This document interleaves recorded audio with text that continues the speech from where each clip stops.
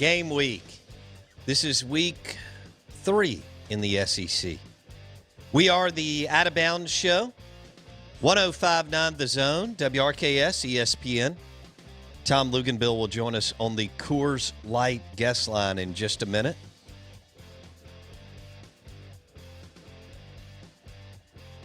We'll start with the Lane train and Ole Miss and recap a little bit of their offensive showing. Well, just the game in itself against Kentucky, and then we'll segue into Rebs and Bama, and then we'll talk about Leach getting upset by the Arkansas Razorbacks. The SEC Insider Hit this morning is brought to you by Blue Cross Blue Shield of Mississippi. It's good to be blue, the official healthcare provider of the Out of Bounds Show. We're live in the Bank Plus studio. And Ole Miss will host Alabama this weekend. Mississippi State goes on the road to play Kentucky. So Ole Miss and Bama is at 5 o'clock Saturday on ESPN at Vaught-Hemingway. And Mississippi State goes on the road again after going on the road in week 1, and they'll travel to Lexington. It's wild that Ole Miss and MSU go to Lexington back-to-back. I can't ever remember that. Granted, Ole Miss rarely plays Kentucky, so that's kind of cool. If we weren't in COVID, it'd be a great time to go up there and do Kylin and Bourbon Country and all that. We've done that before, and I think it's the best road trip in the SEC. Super underrated, just because they're not a football school, but Lexington has boomed, and the whole Bourbon Trail around Lexington is awesome, and then Kylin is like the Augusta National of horse racing. It's absolutely amazing. And when they're partying and tailgating outside of Kylin, it's pretty darn cool. The scenery's really good, too. I'll leave it at that. Live in the Bank Plus studio, we welcome in our friend Tom Luginbill, National College Football Analyst with ESPN, on the Coors Light guest line. Hey, Lugs, earlier we were talking about you, and we said that if you own a Coors Banquet belt buckle, then you have automatic street cred when you walk into rural bars in the Southeast. And sometimes they'll even give you the pool table immediately because of that belt buckle. Do you agree? Hell yes. And my Coors Banquet belt buckle is literally from the 1970s. It's vintage. I literally found it at an antique shop. Now, did you really? Oh, yeah. And not only will they give you the pool table immediately, but if you walk into one with a Schlitz belt buckle, ooh, a Lowenbrow belt buckle, ooh, a PBR belt buckle, or an Olympia belt buckle, you might own the deed to the bar. That's right. See, these are the restaurant and bars that I'm alluding to are what I call honey sugar places. You know that the waitress is going to call you either honey or sugar. We got several of them around here because we're in the deep South, you know. And so I refer to these restaurants and bars, pool halls, whatever, as honey and sugar places. So if you walked in with a PBR belt buckle, you get the first round of PBR. She's going to say, hey, sugar, the first round's on me. And then you get the pool table, too, with that kind of belt buckle, Luke's. Oh, there's no doubt. There's no doubt. I mean, you walk in, you got instant equity. Instant. Incredible. And you own all those. That's amazing. Okay, let's go Lane Train first. An incredible offensive performance by both teams. You got to get on the board early with this 10-game SEC schedule as far as a W, and it's going to be very difficult to find them because there's no New Mexico States or Woffords on anybody's schedule this year. And so, Lugs, walk me through it. As Lane gets the W, Corral and that offense looks great, other than Lane said they're not running the ball the way he wants to run the ball. However, it's also really difficult to lose in any level of football when you rush for over 400 yards like Big Blue Nation did. But let's start with Lane and the offense. What do you see? I see an offense that if they can get into the fourth quarter with, just about anybody that doesn't overwhelm them with personnel, then they've got a chance to win the game. Because they are so difficult to defend, not only because of the players, but he schemes people so well. He does. And I always go back to when he was the offensive coordinator at Alabama and Blake Sims was their quarterback. Now, how in the world do you get to the college football playoff with Blake Sims as your quarterback? All right, you got Amari Cooper And they did, and I always go back, they did such a remarkable job of creating scheme advantages to make the first read Amari Cooper so that you made it easy on the quarterback. And so I think that that's one thing that people have got to understand about Lane Kiffin. When it comes to devising a game plan, utilizing the personnel that he has, and finding ways to creatively, and when I say creatively, a lot of this stuff has to do with, all right, motion, shifts, formations, personnel groupings, and getting the defense to do what you want them to do in order to create that read for the quarterback, the main target, the guy you want to get the ball to. And I just think it's a lot to defend. You have to prepare an awful lot during the week for all of the different looks. And so I think that gives them a chance. Are they good enough as an overall football team, to beat an Alabama or beat a Florida or beat a Georgia, whoever it is? Probably not. But in my opinion, like if I took Ole Miss and I said, okay, you're going to play Tennessee this week, that game's going into the fourth quarter. Right. You're going to play Mississippi State this week, that game's going late into the fourth quarter. Okay, you're going to play we saw it versus Kentucky. All right. Auburn and A&M. Right now, the Auburn and A&M. I mean, right now, you look at those two games. If you're Auburn and you're A&M, you're scared to death of Ole Miss. Sure.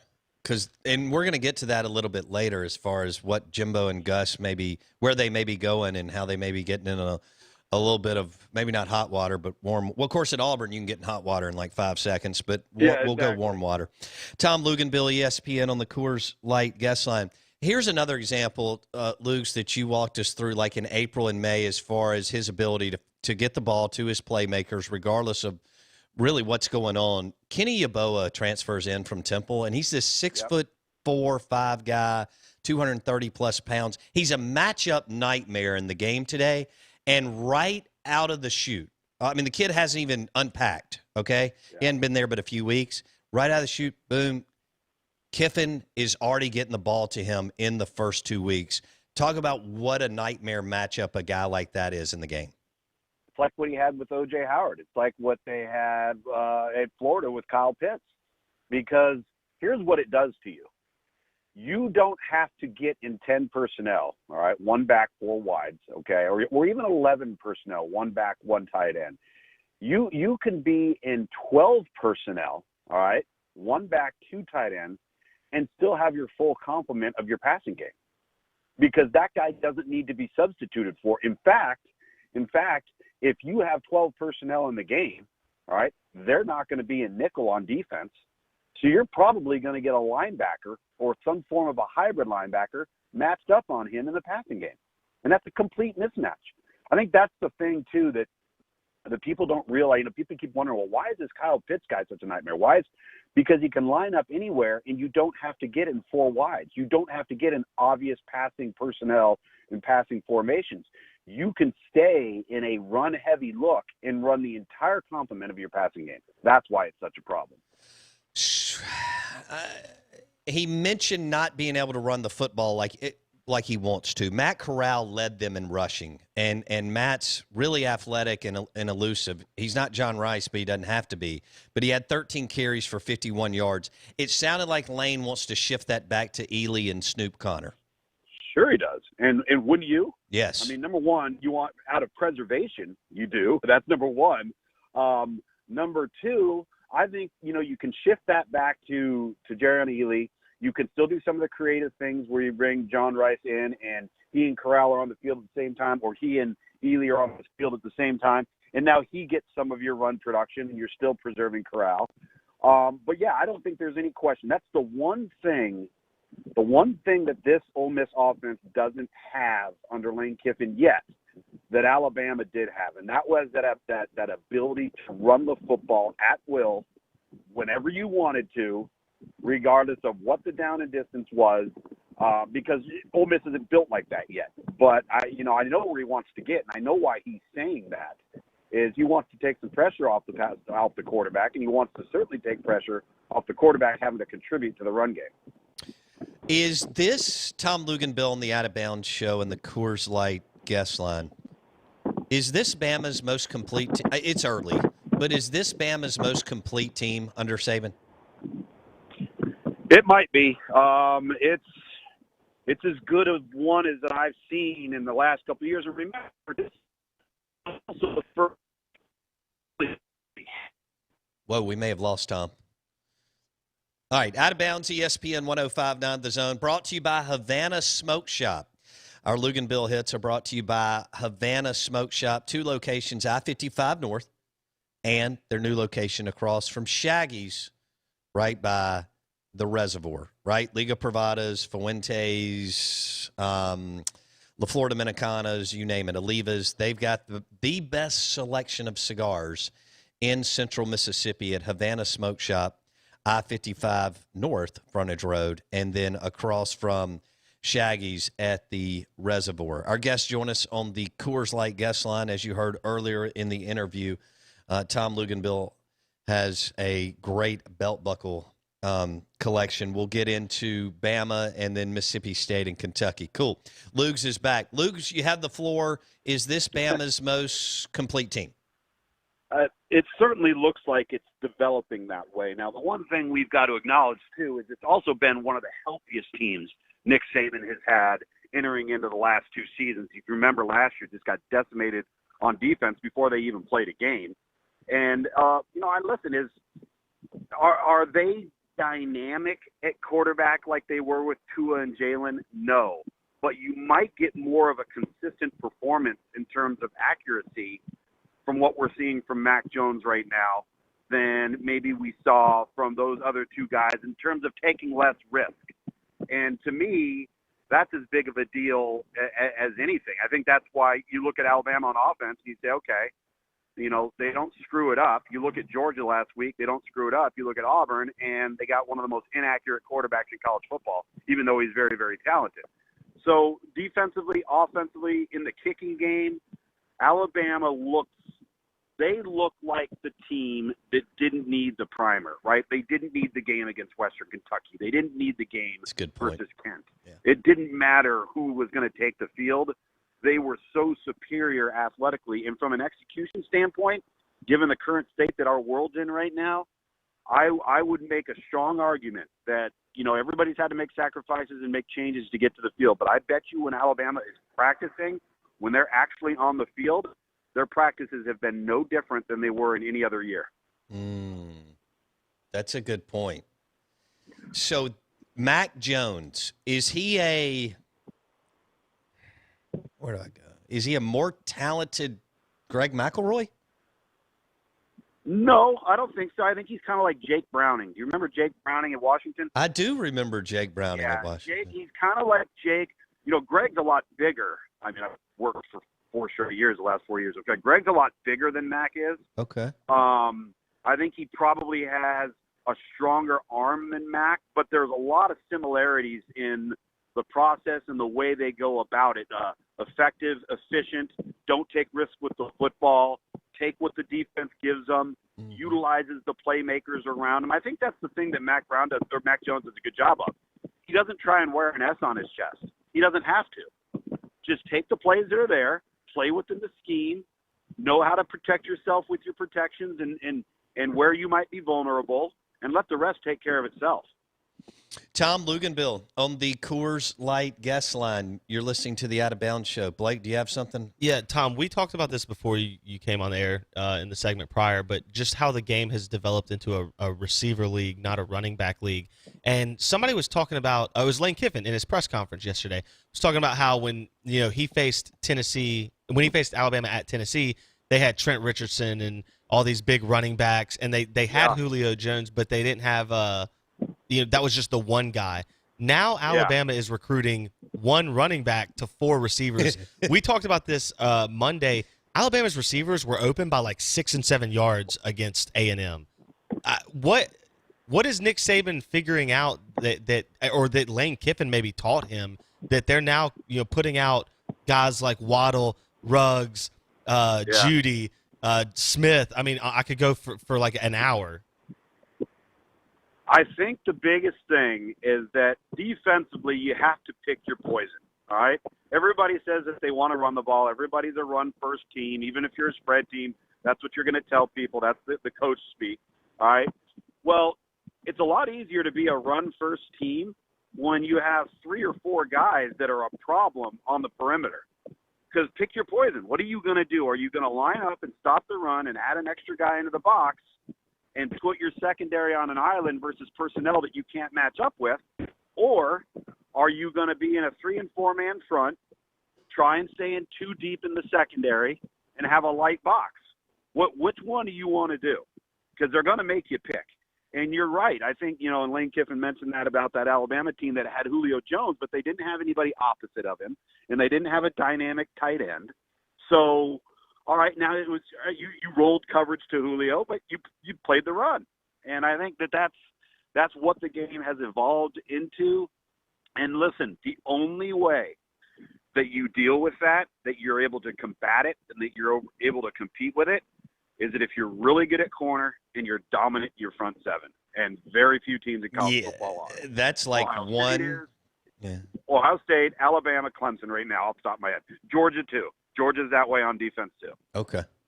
Auburn was last year.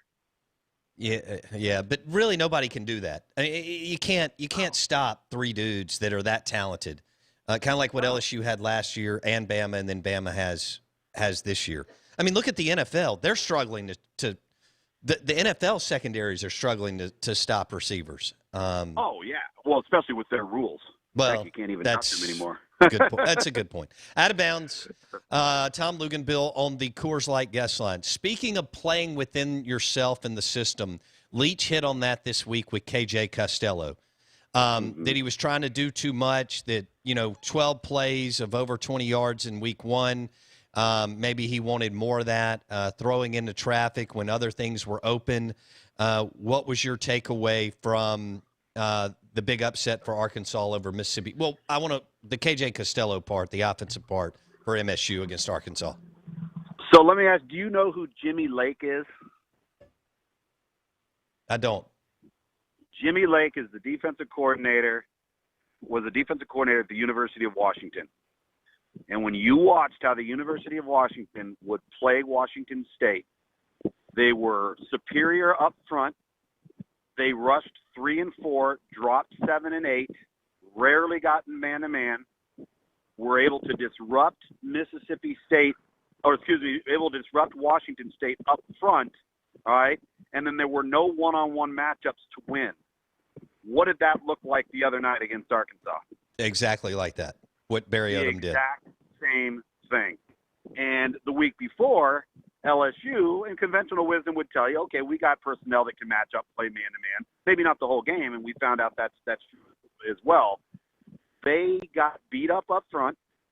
They couldn't run the ball, and there were none of those plays that Mike Leach was referencing with KJ Costello to say, hey, listen, man, they're not all going to be home runs. They're not all going to be bombs away. If people decide to give us space, we got to take advantage of the space underneath and be methodical in what we do. Doesn't necessarily mean that we're automatically going to win the game if we take that approach, but what it does mean is you're going to limit your turnovers and you're going to limit your mistakes. And what's he have, seven interceptions in 2 weeks? Yes. Well, if you throw the ball 59, 60, 65 times a game, you're going to up your percentages of turning the ball over unless you're careful with the football. My concern, and I texted you about this weekend, is if they get into a position where there's really no semblance of a run game and people continue to rush 4, rush 3, drop 7, drop 8, and they can't protect the quarterback, then they're going to become so one-dimensional so fast, it's going to be hard to get around that. What do you see in the matchup with Mississippi State and Kentucky in Stoops' defense? Well, I think the thing with Kentucky's been their own worst enemy. Kentucky's turnovers and self-inflicted wounds have killed them because I think they're actually a pretty good football team. And I think it's probably the most deep, talented team. But I think that you'll see Mark Stoops and that defensive front, that's the deepest, best defensive front he's probably had, even though when they had Josh Allen, that kid stood out. But as an entire group, they're better than Arkansas was. So it's going to be interesting to see if they can control the line of scrimmage the way Arkansas did. And maybe even limit the run even more. If they do, it's going to be interesting to see how Mississippi State moves the football. That's going to be a fun matchup. I think that game has a lot of intrigue to it. Because Kentucky's got three guys two running backs and Terry Wilson that can run the football, right? Yeah. And then on the flip side, if Kylin Hill comes back from concussion protocol, which people believe that he will by Saturday afternoon, then what can Kylin do in the running game and passing game? And then does KJ make better decisions, right? Absolutely. And listen, we know Kylin Hill made more money in the NFL draft in week 1 than he could have possibly imagined because of what he showed he's capable of in the passing game. Now they got to just somehow get him back into the flow, somehow, whether it's draw, whether it's inside zone, whether it's inside trap, just some of the little wrinkles in the air raid run game, and just seeing a little bit more of it, especially if you're going to see a light box. If people aren't going to load the box and play man-to-man against you like LSU did, you're going to have to run the football. I would be willing to bet if you see Kentucky on a 3- or 4-man front and don't bring pressure, you're going to see Mississippi State run the football more this week. I've got about a minute and a half, 2 minutes. Jimbo Fisher, I think Florida's going to go there and win. I think the seat will start to get warm. I know they're locked in forever as far as money. Just give me your thoughts on the Aggies and Jimbo, and it looks like they're regressing on offense. Well, yeah, I mean, listen, statistically, Kellen Mond looks sharp. I mean, statistically, he had a good day, but their biggest problem, in my opinion, is, they lost all 3 of their top wideouts from last year, so they're breaking in some new faces. I think they've got a couple of promising kids that flashed a little bit against Alabama.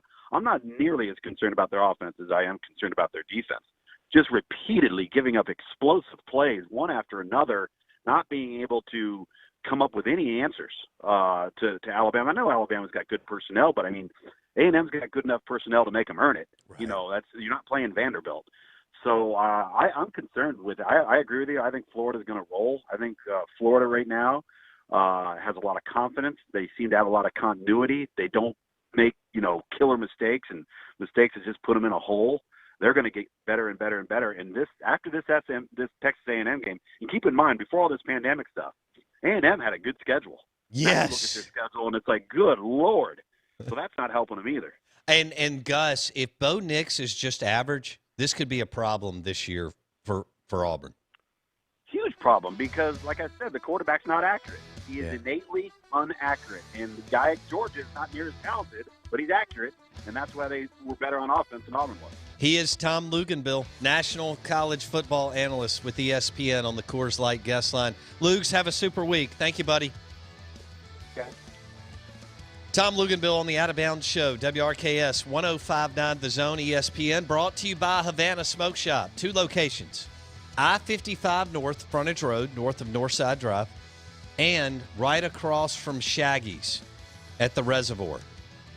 Havana Smoke Shop for all your premium sticks and cigars, right? Liga Privadas, Olivas, Perdomos, La Flor Dominicanas, you name it, they've got it at Havana Smoke Shop.